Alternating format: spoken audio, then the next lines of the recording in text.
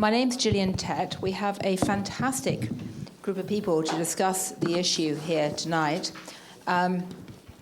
We've worked out, but by chance, I think we are majority French speakers, strangely, so we won't have the panel in French. But anyway, at one end we have Marc Levy, who is a writer who's been researching and writing on this issue for the last year, I believe, and you have a book that is coming out soon on the topic.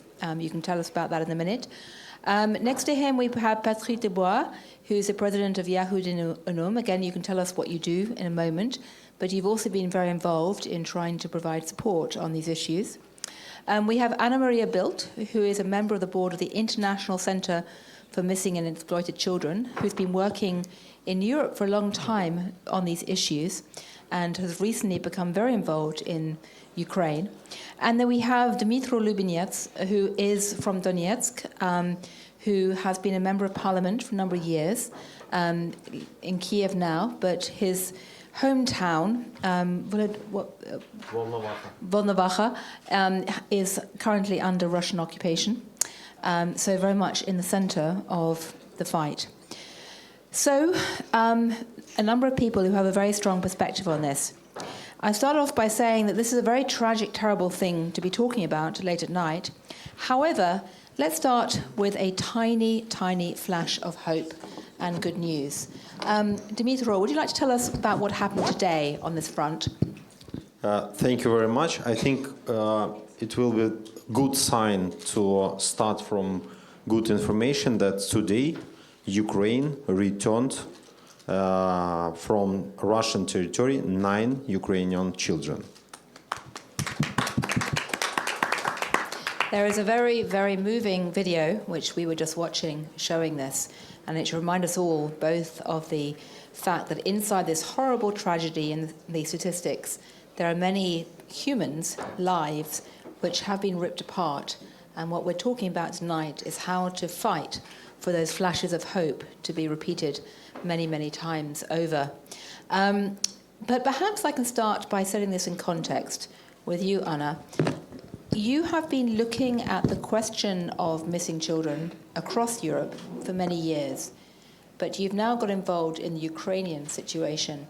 How many children have gone missing that you are aware of, and how easy is it to actually track the numbers? Thank you. Okay, great. Thank you, Gillette. Congratulations. It's very exciting news, although it's a drop in the sea. Hi, dear friends. Well, I'm very happy that there is this nightcap for the first, because we really need together to join forces and raise awareness that this is probably one of the worst crimes that the Russians are committing against Ukraine. The numbers of the deportation that you ask about is very difficult to assess, and I think you are very careful. The official number, rightly so, the official number that the authorities are giving is 19,900, I think. 19,000. 19, yes. But that's so what they publish. Almost 20,000, yeah, officially. But at the same time, they are saying these are the ones that, like parents or neighbors or people that know the children have been reporting, but probably there are so many more. I mean, think that the ombudsperson of Russia, Maria Belova, sorry if I don't pronounce correctly. Yeah. She's, okay, you know all what we're talking about. I don't dare to say your colleague because we're talking about really different situations. Exactly. She's been saying that there were more or less 700,000 Ukrainian children in Russia. So it's very difficult to say. And there's also very little information of how they are doing because there is no access to international organizations to visit them. So unless you contradict me with good news, there's very, very difficult to have information.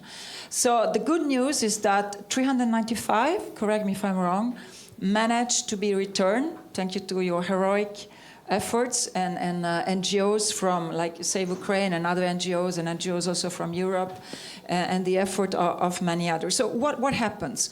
Think about like a child of 8, 10 years that is suddenly in the middle of a conflict situation, separated from its parents or other other members of the family and told, you know, your family has abandoned you. They don't come back for you because they don't need you. Obviously, they don't want you. But we are going to take care of you.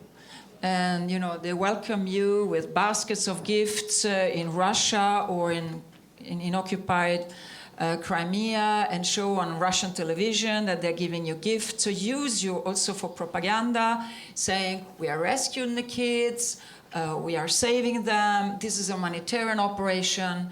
And instead, these kids are separated forcibly from their parents, of course, deported or transferred forcibly, deported to Russia or transferred forcibly to the occupied parts of Ukraine or Crimea, and they undergo re-education, Russification, for not to talk about brainwashing, and they are not allowed to speak about Ukraine. They have to go up in the morning and sing the Russian national song.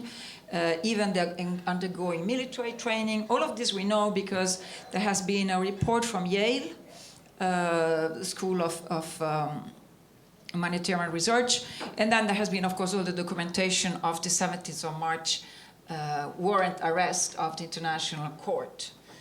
What is it that is so terrible? Of course, the humanitarian part is the first.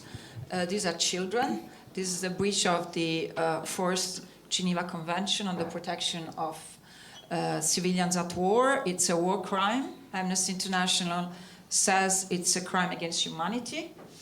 And the second thing is the emergency to find them, because we don't know. Maybe they should be maybe they could be subject to sexual abuse, exploitation, trafficking, forced labor. We don't know.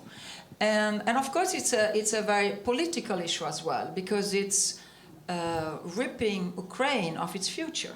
Absolutely. It's a political issue as well. The humanitarian part is more important, but who's going to rebuild Ukraine if the kids are in Russia? And then Russians are, and I finish with that, are, excuse me if I'm using these words, compensating their demographic, the aging population by young Ukrainians that are very, very quickly given Russian nationality and are undergoing re-education to completely forget their Ukrainian identity. Well, it's absolutely horrific, and thank you for setting the scene so powerfully. What's clear is there are tens of thousands of children tragically involved in this. Mark, can you tell us why you decided to write a book about this? I mean, what did you find when you started looking at this issue? It's a very difficult question because it's always hard, to explain why suddenly, one subject become more important than all of other subjects. But I think that for me, this crime defines the very pure nature of a genocide. And the intention, because we're not talking about just a political thing. We're talking about what has been defined by a systemic plan of deportation of children. And of course, the number of 19,000 just count the children reported. But when villages are bombed and teared apart, you have thousands of orphans and thousands of orphans. And those orphans have been the first one to be deported. And sometimes without even telling them that, their parents were killed by their raptors, which is absolutely horrifying. I slightly disagree with the comment that the name of Maria Belova is not important. It's very important because the name of genociders is very important. They have to be known, they have to be condemned, they have to pay at one time for the act that they have committed. So when the Russian invasion started, I felt extremely concerned by what was happening in Ukraine, and I really felt like this very famous word Berliner. I was Ukrainian. My father has been deported, and he was in the resistance. And both of my grandparents died in Auschwitz. So when I hear and when I heard so many very intelligent people trying to give excuse, you know, to the Russian aggression in democratic countries, and trying to explain that, you know, the motivation of Vladimir Putin was because he felt threatened by NATO.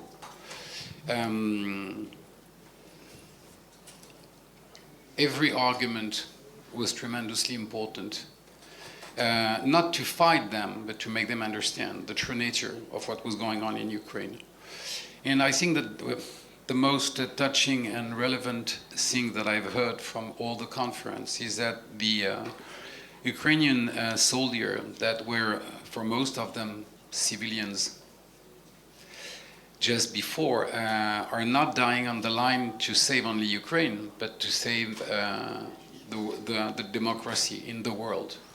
And so the subject of the deportation of children is extremely relevant. I'm the father of 3 children, and I cannot imagine, you know, what my life would be if my children were stolen. I don't even know if I would be able, you know, to have the strength to survive such things. Yeah.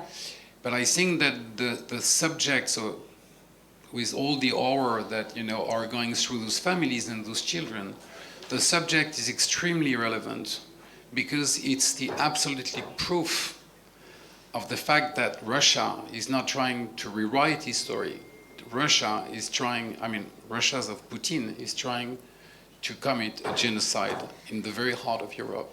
Yes. And every person that doesn't clearly get this has not learned anything about the Second World War. So I guess that's why, you know, I felt that this subject of the deportation of children was particularly relevant in the explanation of what was going on. Right. And Well, and I will just conclude by the fact that probably when I was, I joined the Red Cross when I was 18 years old, and I was speaking with some young Ukrainian young entrepreneur this morning, and I was telling them that one of the things that has really marked my youth was that when I was working at the Red Cross, I was working in an emergency care unit, you know, the accident on the roads and the train crash, etc. Back in these years, there were 17,000 deaths in France per year on the road. And the government was trying to push some very important measure, you know, about mandatory seat belt, only for the front passenger. The kids, no, at this time it was just the front passengers. And the majority of people in France were against that. And we're telling, you know, it's a deprivation of our freedom. You know, we have to put a seat belt in the car. And well-advised people were saying 17,000 people die.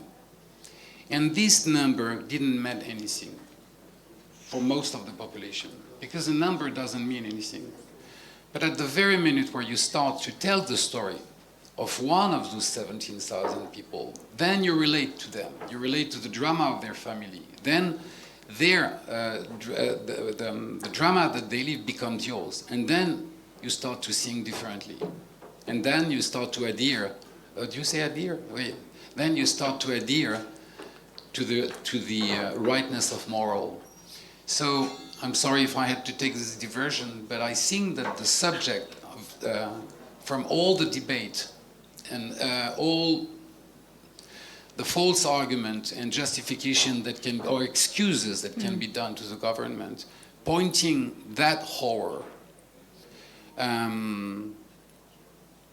takes away, you know. It gives a face to the evil of genocide. Exactly. Yeah. Well, Dimitro, as I said earlier, you come from Donetsk. That is an area where there have, tragically, been many deportations across the eastern side. How did you get involved in this issue, and what exactly are you doing to try and bring the children back? And I want to hear from Patrick about what your organisation is doing. I was appointed on the position of Ombudsman of Ukraine 1 year ago, 1 year and 2 months. And the main task for me is returning Ukrainian children, Ukrainian people from Russian territory, from temporary occupation territory of Ukraine. And the children, it's task number 1 for Ukraine as a state. I heard your words.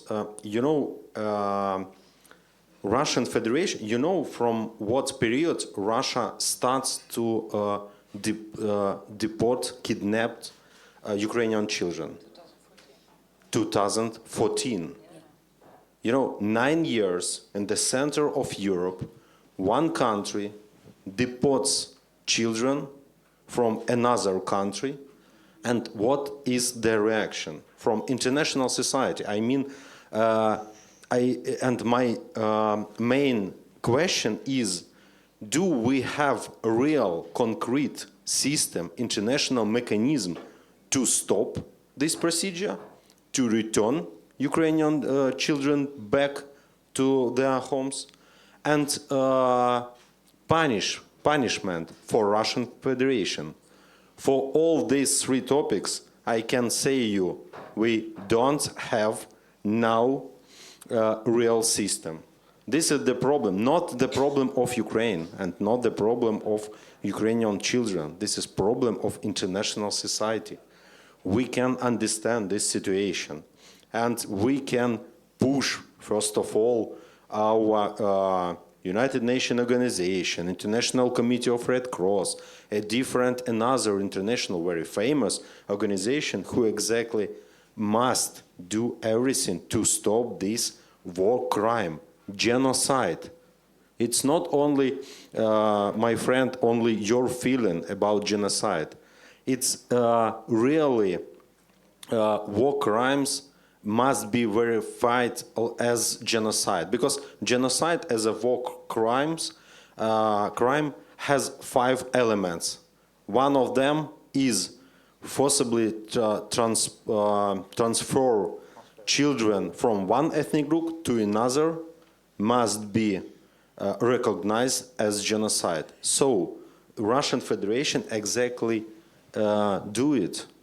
Take Ukrainian children from Ukrainian territory, transport to Russian territory, took away Ukrainian documents, first of all, certificate of birthday, give to children Russians passport, certificate of birthday, and often we record that on Russians documents, Russia changed the information.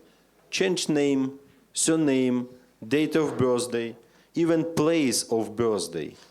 And how we can verify it after that these children from Ukraine, how?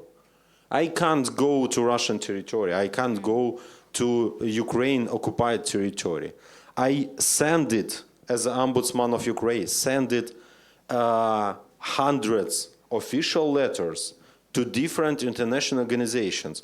Please help us to verify Ukrainian children from Russian territory. Okay, yeah, Lvova-Belova said several times that on Russian territory, Russia has 748,000 Ukrainian children. We want to know where all these children now, in what conditions all of them live, where is their parents, what you want to do with orphans. You're absolutely right that the first category of children that were deported by Russian army, it was orphans children from Crimea, from Donetsk, from Lugansk. And they were even making raids, military raids on orphanage.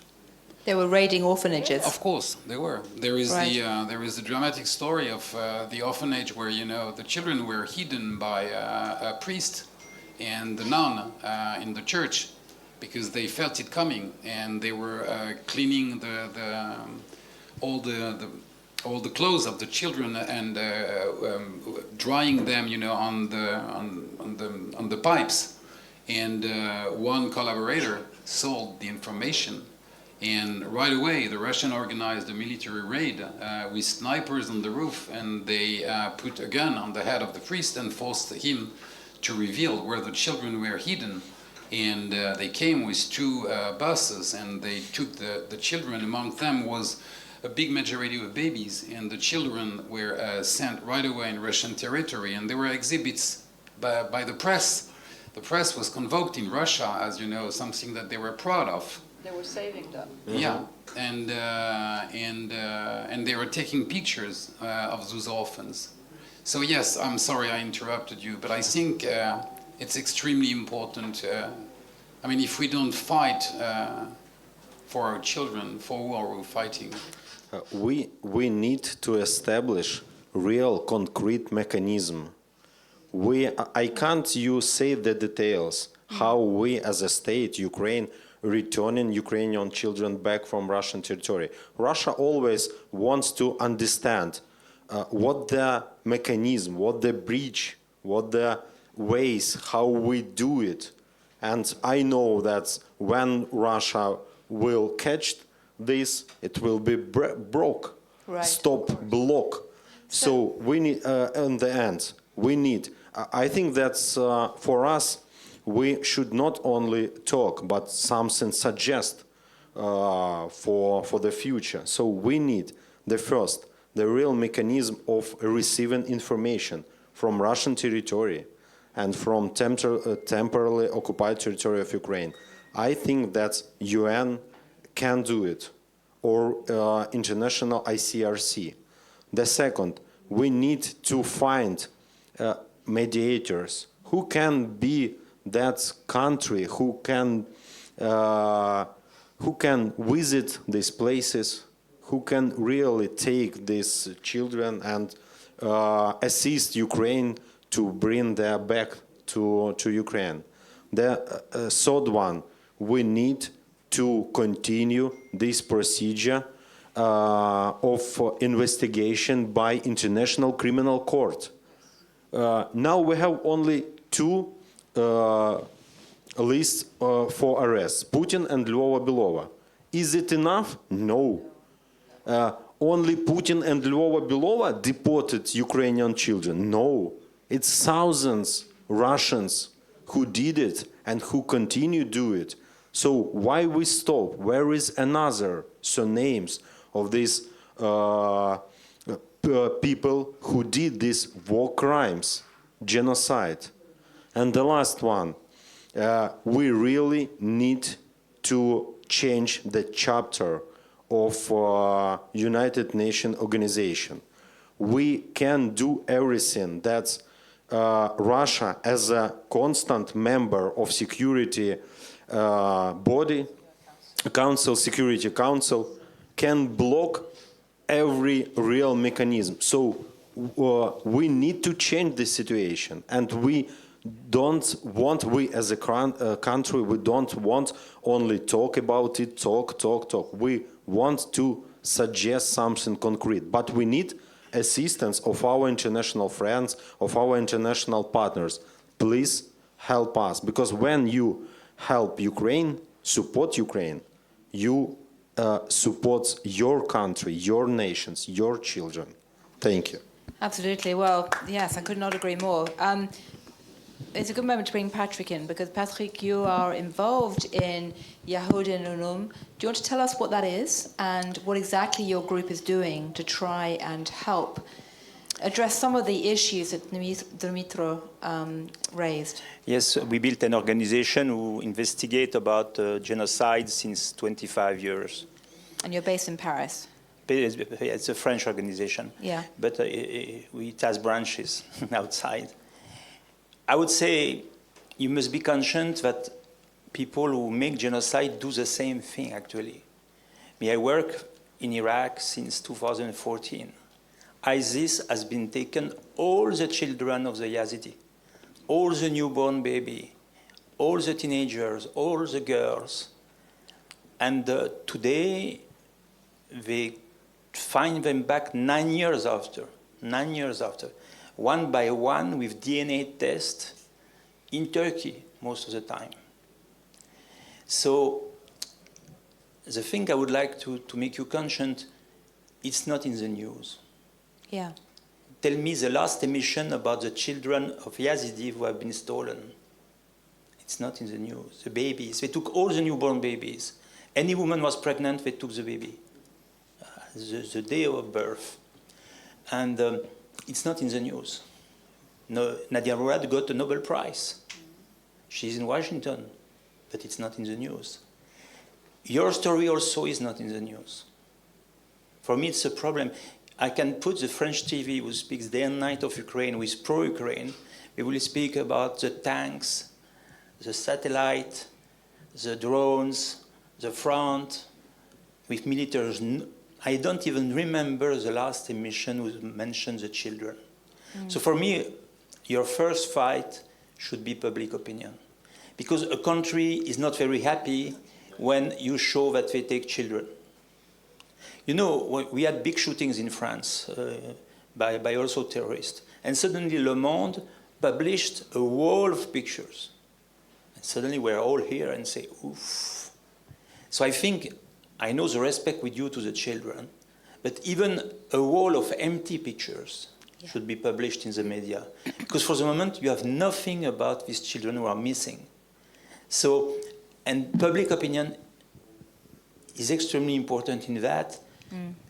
The other thing, what is complicated for you in your case, the Yazidi children have been deported to any Arab country, but there is no ISIS country. So they can be denounced by somebody. So your problem is that the children are deported to your enemy country. So I'm very sorry to tell you, I don't believe at all in United Nations. I worked a lot there. I worked a lot there for Yazidi, and I cannot give the details.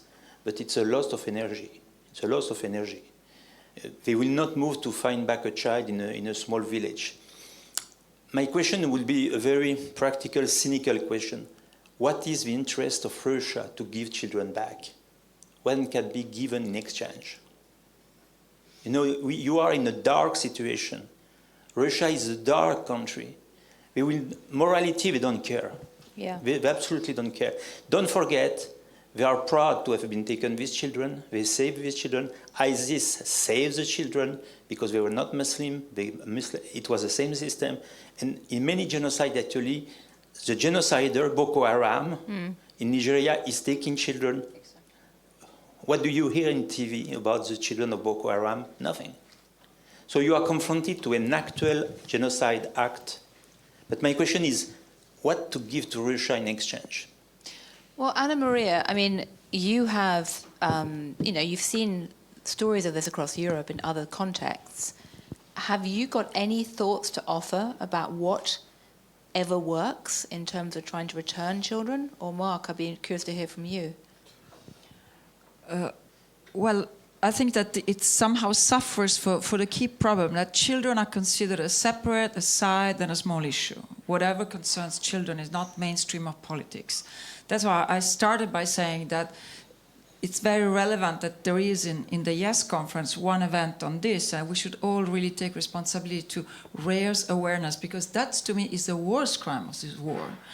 So I very much agree with what you said. What we did, when I was President of Missing Children Europe, no one was talking about that. It was October last year. We put it at the center of our work. And then the Yale report came. And then I have to say I'm very grateful talking to the media, to Christiana Amanpour, because she gave me 11 minutes in Amanpour, because she knew my commitment for children 30 years ago in Sarajevo, because we were together in the war there. And she really did it to help. So just to be fair to the media. But it's nothing. It's a drop in the sea compared to what we should do. That's why I really think that we should do information campaigns. We have been talking about bringing, with all respect for privacy, some of the families or even some of the kids to share, those that came back, to share their experience, because unfortunately our public opinions are touched by narrative. And you're doing that. I think we should get to European Parliament, national parliaments, to involve them. I know there is a lot of people that if you take them individually, Yes. they would really do that, but it has to be done in a much more systematic way to answer to your call, because we're still struggling to get parliaments to recognize the genocide of Armenians. I don't want to compare, but what I'm saying is we really need to get on the line on the fact that this ICC ruling was absolutely historical. And as you say, well, these issues are absolutely systematic and centrally coordinated. And they go from the Kremlin down to the regional authorities, the provincial authorities, the municipality authorities, and everyone else that deals with it. I'm not saying they're completely organized. I'm saying it's a machinery. It's where it's not only two persons that deal with it. So I think we should really focus on accountability and making sure that whoever has information can help documenting, bringing evidence, and of course, the United Nations is not going to do anything because as long they can't. Russia is sitting in the Security Council. Russia is blocking everything that the United Nations could do. It's just the way the United Nations works. So I served the United Nations in the wars in the Balkans. It's terrible. I don't want to say that, but this is the reality. Don't count on the United Nations. Not because they don't want to. They can't. So I think that we should do much more in our public opinions in Europe. Right. I mean, Mark, you said that part of the battle is to get a human face attached to these stories and to illustrate the personal tragedies. Do you have any other thoughts about how one could address the issue, given Dimitri's laid out this kind of 3 or 4 part proposed plan? In this matter, we have to learn from previous patterns. The pattern of kidnapping children is a pattern of most dictatorship. The Argentinian dictatorship, stole 13,000 children. The Spanish dictatorship stole thousands and thousands of children, and the kidnapping of children continue for 10 years after the fall of the dictatorship. What we have to learn in terms of methodology is that, as you say, it's a mechanism. So there is files. I'm not going to do the comparison, but most of the identity of the people that died in deportation camp were retrieved not because of the file that was held in France or in any other country of Europe, but by the file that the Germans made themselves. Because the pattern of the criminals is that they highly document their genocide. So the first and only condition of the return of the children is victory. Without victory, they won't return. Yes. It's either victory or trade. Yes. Because they have no human values for the Russian. They have no human value for any dictatorship. There is no human value in the head of a genocider. There is only calculation and interest. So if the stigmatization of Russian society by being accomplice of this genocide becomes so strong that it destabilizes their own government, because I was enough loud, to explain that my motivation was to take any excuses from the genociders, but all the Russians are not genociders. And among the Russians, there are also Russians against that war, too scared to talk. Yes. Also prisoners of the dictatorship of Putin, but there is fathers, there is mothers, there is children. And so in a century now where communication can break any barrier, you have to find a way, technically speaking, of spreading this information inside the Russian society to destabilize the government. Once it's become a stigmatization, because you talk to parents, you don't talk anymore, to am I Russian, am I Ukrainian? I'm a father and I'm a mother.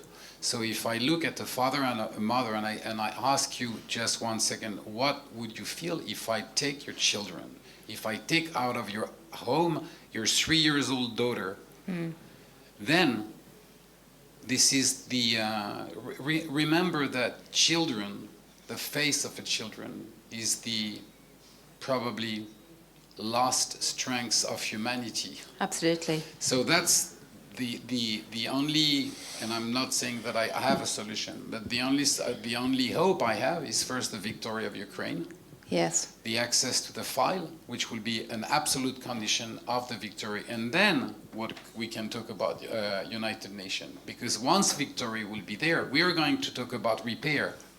Yes. We have to talk about children's before everything. That's the first thing that the Russian government, when they lose this war, will have to give back the children. files and the children I can before see any that. other negotiations. I can see Anna and Patrick looking at each other at the words of the United Nations with a sense of despair. Yes, I don't believe at all in United Nations for that.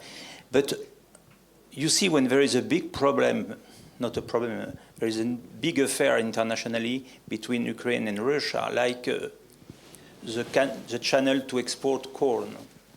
Immediately the president of Turkey is moving, taking a flight to see Putin. Immediately the Chinese. Is there anybody who goes to see Erdogan and to say, please, negotiate also for the children? I think you got a lot of prisoners back. You know, so it was exchanged against something. Me, unfortunately, I don't think, even if there is victory, what will force a family from far away in Russia to give back the children? And victory will not mean capitulation of Russia like it was capitulation of Hitler. We'll catch them. But I think, unfortunately, I believe we don't need negotiation. But who is moving Erdogan? Do you go to see Erdogan, say, Mr. Erdogan, you seem very friendly with Putin, you negotiate. Here's the list of children we're missing. Could you negotiate for that? You go to China and you say, please, you seem friend. I think we must use the big tools. Right. Putin believes only in big tools, the rest he doesn't care at all. Dimitro, are you trying to negotiate, or what are you doing? Can you tell us anything about? Because I know a lot of it is very secretive, but yes, you know, my reaction. You ask who that person who talked with Erdogan. I can ask. Our president did it several times. I spoke with Erdogan. It wasn't this year. In January, I visited Turkey and I had special meeting with Erdogan, and we discussed children, civilian hostages, political prisoners, and prisoners of war. And we ask, can you be mediator who can have negotiation with Putin? You know, we don't have the problems with mediators. We have a problem with results. You know that our president established a peace formula, 10 points of real peace. The point number 4 is returning all people who was deported. The point number 4 is my responsibility. I do it with Deputy Prime Minister Irina Vereshchuk and with representatives of Ukrainian intelligence and security service of Ukraine. So we did and a lot of activities, a lot of negotiations. I had a lot of meetings, and in all these meetings we discuss exactly topic of Ukrainian children. Who can push for Putin and who can decide to start a real procedure of returning Ukrainian children back from Russian territory. And about United Nations organization and another international organizations. Yeah, I'm not the fan of these organizations, and I'm so critical to their mandates, but I can share with you that I have one, I think, very bright example. That's when international organization has the real position, it will be the results. You know, I tried to return one girl from Russian territory. He's age 14. His mother in Ukraine, in Kyiv. I tried it for 9 months. 9. I can't, again, say the details, but we didn't do it. And then I decided, okay, a new mechanism of pushing for Russia. Ukraine established a special meeting of Security Council of United Nations Organization. It's format ARIA, maybe you heard about it, for the discussion exactly the situation with Ukrainian children. I had speech on this meeting, and after me had speech mother of this daughter. It was so emotional. He spoke Ukrainian language, and one of my translators simply translated for English. You know, for the next day, I received the signal from Russian territory. We can bring this girl without any conditions. In that topic and that checkpoint between Russia and Ukraine, what I can find. You know, for me it was bright example. Yes, I saw the results. I don't know how. I don't know who exactly pushed for Putin. I don't know, for ambassador of Russian Federation in New York. I don't know, but I saw the result. And I'm sure that I mean the whole population of the planet, we created special system of protection human rights. It's United Nations. It was the main results after the Second World War. So we have it. We need to use it, or we need to close it and to establish something new. And we had this experience, the same. Between the First World War and the Second, it was the biggest international organization, League of Nations, and it was the same problem. So now we can say that we don't believe United Nations. Yeah, I don't believe too. And we returned now 386 Ukrainian children from Russian territory. How do we do it? And we did it. One example I told to you how I did it. Another all 385 children we returned alone, only for our activities, Ukrainian activities, without any assistance with UN, nation or another. Can I ask, what age are they when they come back? I mean, are you having to reach out to children who Age? are older? Yes. The Is it youngest, the older children who come back? the youngest 2 years old, 2 years. Who was returned? Yes, and 18 years a boy. Today exactly, he will have a birthday of 18th birthday, one month in future. And So are the children that you're bringing back, are they the ones who are close to the border? Are you managing to bring back children who are a long way away? Because some of them have been moved almost as far as Sakhalin. Can you indicate that? You know, the largest trip, logistic way that we had, it was about 3 weeks. 3 weeks when the boy goes through territory of Russian Federation at first by train, then by car, then by bus, then by car again, and I crossed the checkpoints. I can't say the country, and then 3 days to Kyiv.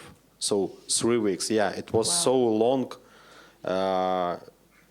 Russia is very big country. Absolutely, yes. I was going to ask you if you have any questions, but if any of you got any questions, unless Anna, you want to come. May I ask, Herr Knauf, Germany, you mentioned Frankfurter Allgemeine. Mr. Lubinetz, you said 386 plus 9 today makes 395. Yes. Okay. And 386, you said one was rescued through UN, and the other to train worked on its own. Did I get it right? Yeah. And with no Red Cross, with no Red Cross, with no anything else? No, we have very good cooperation with some of foundations who assist us in Ukrainian territory, on territory of European countries, but we don't have the partners on the Russian territory, Belarus, International Committee of Red Cross. It's the second biggest international organization and the second organization that didn't do nothing for returning Ukrainian children back. Nothing, totally, zero. Which I think is very shocking for most people to hear. Has anyone got any other questions? I know that Anna's got a point to make, but yes, I want to make sure everyone stays engaged at this late hour. Yes, over here. Then Anna, I will come to you. No. I mean, can you hear me? I am conscious it's very late, and this is such an important topic. I want to make sure that everyone has a chance to get engaged in this conversation. I actually have 2 questions, but I'll just stick it to one. Hey, you can have both. Seriously. No. I'll do the one, just because it's late and everybody wants to probably say things. I'm curious about the role of the Vatican, because I know they've offered their assistance, and Mr. Lubinetz said you have no problem with mediators. I imagine you're talking about them. So have they been effective? Because I know they've put themselves forward. And if they're not being effective, is it because the Russians don't want to work with them, or what? And Patrick may also have a view on this as well. But Dimitro, do you want to start, or Patrick? Yeah, when I mentioned that we don't have the problem with mediators, you ask about Vatican. Yeah, we have good cooperation with Vatican. Vatican has a special Cardinal Zuppi. He visited Kyiv. We had a meeting with him. I know that he visited Moscow, and we know that he discussed the situation with children. When you ask me about the results, what do you mean? If you mean cooperation, that we can talk, yeah, I can talk in any day. I can call. Vatican has very good ambassador in Ukraine. But results, for me, results is how many children with mediator we returned to Ukraine. Now, I said that we returned 385 absolutely alone, only by activities of Ukraine. And one girl, I explain you this one bright example of assistance of international organizations. Right. Patrick, do you have any comment on this? And then we can certainly take the second question, unless other people have got questions. Vatican is strong in certain negotiation, but don't forget the Pope has never succeeded to be invited in Russia. And with Kirill, it's not a love story when Kirill is promising heaven for people who are killing Ukrainians. So, unfortunately, the Vatican is not completely... They can go, they can travel, but the Pope cannot go. So imagine what it means. Any other questions? Because I do want to give people a chance to ask as many as possible. Yes, hello, I'm Martin Bailey, and I'll ask this question in my capacity as professor of law because I also work for a European institution. But I would totally agree with the panel who doubt the power of the United Nations. I'm an international law professor of, and it's very weak. You can't get much out of the United Nations. I'm afraid that's the reality. I would totally agree with the French colleagues, and I think I've had so many discussions in Brussels for so many painful months. Allez, Martin, tu exagères, la Russie, allez. You know, it's been very painful trying, and I agree this sensibilisation, this awareness raising is critical, and I agree with Patrick that this is not on the radar or disappeared off the radar, and it's very important. But my question is, to make this a reality, what are the practical solutions we can conceive of to bring pressure to bear on certain people who can maybe make these links to make this very practically possible? I mean, if it's Orban, I mean, well, good luck. But do we throw in Ursula von der Leyen? Do we threaten financing? You know, he needs money, this guy. You know, and we're cutting it off in the EU. And what can we use to make this a practical reality? I don't believe in the UN. I'd love to. So back to Patrick's question about what are the incentives we can do. Let's take the question behind as well, because I can see, I know the hour's late, and I want to basically make sure that everyone who wants to ask a question, wave at me now. We might group them together and then come back and let everyone briefly address these. I think you wanted to ask a question? Thank you, Andreas Umland. I'm also going to write about this, and I'm basically following what was already said, but maybe going a step further, maybe not just in terms of what can one do, but maybe also whether one may actually need some institutional innovation. If the current institutions don't cover that, one may perhaps need a new institution that actually sort of, you know, engages. If the Red Cross and UNICEF and so on are not doing it or refusing, as partly I hear they say they cannot do it because they have no access and so on. And also the you know, parliaments. I'm not. Maybe one could get the UN General Assembly to actually make a voting. Maybe that would. You know, we had the European Parliament. I think the Slovenian Parliament has made a vote specifically. I mean, usually you have these votings on large things where the children are mentioned somewhere. But what I think one needs like specific resolutions just on this from the UN, the European Parliament, the national government. So what incentives, what bribes, what institutions, mechanisms? Any other questions? Because otherwise we're going to try and pull this together. I know that the hour is late. It's, you know, I don't want to shorten this, you know, because it's such an important topic. But who would like to address any of these issues? I think maybe each. Let's start with go on Mark first, and then go on this way. I think we have to understand that there is a question of emergency. We're talking about children which are deported, re-educated, brainwashed, given a new identity, and for most of them sent into re-education camp and adopted by families. And in 2 or 3 years, it will be too late. Yes. It's a matter of emergency. And if you hope that, you know, in these 3 years, you're going to recreate a new international organization, good luck. This is not going.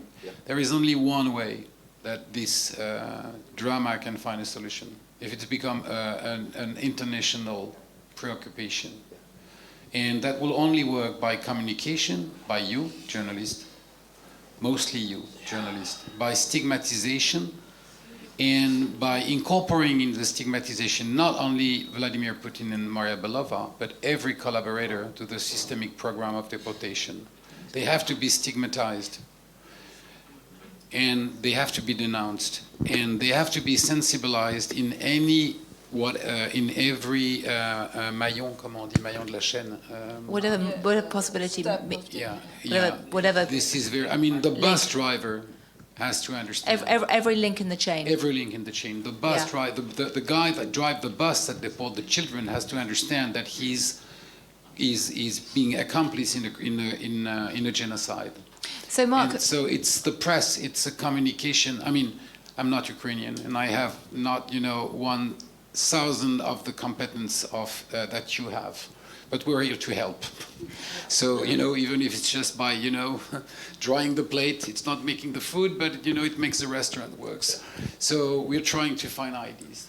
And me as a writer, I had 1,000 topics that I could have picked, but I saw that the emergency was, I was not going to talk about the sea when there is a fire. So I talk about the fire. And I think that the sensibilization of the media is extremely important. When we talk about the war right now, everything that I read about the war is how many meters Ukraine, has gained. Like if it was like, on a soccer ball. Yeah. Think about World War II, Who cares about what happened before D-Days? Things change, and they change big. Yeah. But there is an urgency about the children. So if the media of the world, if all the journalists, could talk together and make a human chain and saying, this is what we have to talk about, this is a priority because we're talking about thousands of children, and we have to make and there is not one dictator in the world. right. In their hypocrisy. Once this will become the matter of shame for Russia, that will be able, to both pretend that, he is a patriot Right. and that he goes to church. Even Orban could not do it. So bring that to Orban. Ask the question to Orban. Then he will have to take, because he makes his politics about family. So, provoke him on that. It's a matter of communication. You can Right. help. That's why I'm here tonight. Right. I am conscious the hour is late. Briefly, when is your book out, and what is the title? Doesn't matter. No, it does matter because that's part of. When is your book coming out? October 17th of October. This year? Yeah. And what is the title? Is it en français or is it in French or? It will be in English. It's called The Symphony of the Monsters. The Symphony of the Monsters. Okay, so everyone is interested. We can certainly look for that next month. Patrick, briefly, I totally agree. bribery or new institutions or? No, I think mediatization. For example, even if one day per year you make the day of the lost children in Ukraine and you put a flower per children in the road, in the Krishyatik, all the media will come. Brilliant. Because idea. they are invisible, these children, for public opinion. There is no day for, not even, you have the day for the dogs, but you have not the day for the lost children. That's a fantastic idea. Anna. Well, first, I would like to say that I share your frustration, and we're here to support you, have many friends, guide us also. There's a lot that is happening that cannot be said to preserve the process and to preserve the people involved. But when we were trying to raise awareness in October, November, where people would tell you, yeah, it's terrible, it's awful, it's tragic, but there's nothing we can do. So people are sort of taken by this feeling of powerlessness. That's why I think that you have to put the human face to it. If you have the parents, the family, the children sharing, if you have, the media should make it, excuse me if I use that, I served 6 years in the wars in the Balkans and Sarajevo and so on, make it the Srebrenica, the Vukovar of the war in Ukraine. Create, what is the worst of the crimes? What is the symbol? What the next generation should remember about the crimes of aggression against Ukraine? Is the deportation of children. That should be the symbol of the evil of this war. Like everyone that even was not born in the war in the Balkans would pick Srebrenica. Again, it's completely different. But what I'm saying, let's make it something that is recognizable as evil, because that would put pressure on Russia and would put pressure on the Russians, together with the fact that what we have seen in the public opinion, when the tribunal took it up, then there was really, Borrell was talking about it, the European Union was very much on it. So in March, after March, there's really a difference. So we should really do everything we can to support the ICC to make more arrest warrant, because that process would drive also governments and public opinion. And the third, bring it to parliaments and make it condemn. Parliaments should make resolutions and condemn it that way. Then there is the long term, create the mechanism. But right now is the emergency to save those children from a destiny that is Yeah. Not I dangerous. want Dimitri to have the last word. Mark, I can see you have one. I was one- just saying, remember that, you know, the picture of one children under a napalm bomb changed the American opinion during the Vietnam War. Yeah. And that was, you know, much stronger than any resolution of the United Nations. Yeah. Absolutely. Yeah. Well, I think Dimitri should have the last word because you are quite literally on the front lines of this fighting. Please tell us what we need to know. Yeah, I don't believe to a new organization. I don't believe to a new convention or conventions. You know, Russian Federation see for the whole structure of international humanitarian law as a paper. Russians can use this paper on bathroom. It's the same. So now the real system of protection of rights of children doesn't exist. We can understand the situation and we can prepare something concrete. Yeah, pressure by International Criminal Court, pressure by sanction policy against the all Russians, all political Russians, all Russians who exactly take participation on procedure of deportation of Ukrainian children. Every week we have to see a new list of order of arrest for new Russians.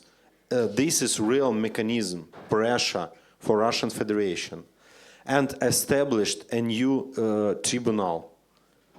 Because we have one problem with International Criminal Court. We can't bring Putin to this city where International Criminal Court sits. We can't do it. So we must even prepare something, some special tribunal.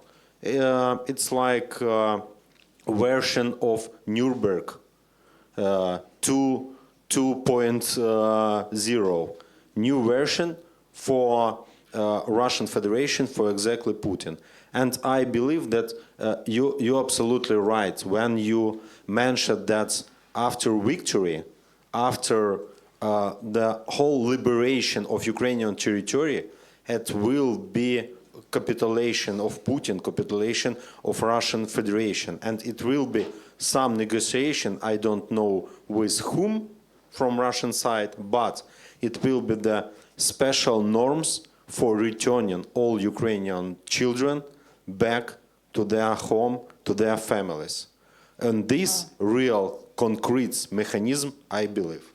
Well, first of all, I very much support your work. It's very important. I'd say it's a pity that this panel didn't happen in the middle of the day with everyone listening, because as you said, it needs a lot more attention, a lot more focus. But the good news is we are talking about it with a number of the media. And the other bit of good news is that there are 9 families today who are seeing a flash of light. There are still tens of thousands to go. But let's hang on to that tiny little bit of hope and do what we can to fight to spread that little bit of hope. And in the meantime, I think we'll be looking forward to your bookmark next month. So thank you all very much indeed. For the debate. Yeah, thank you all very much indeed. And I think you're staying around if you want to chat a bit more. So thank you.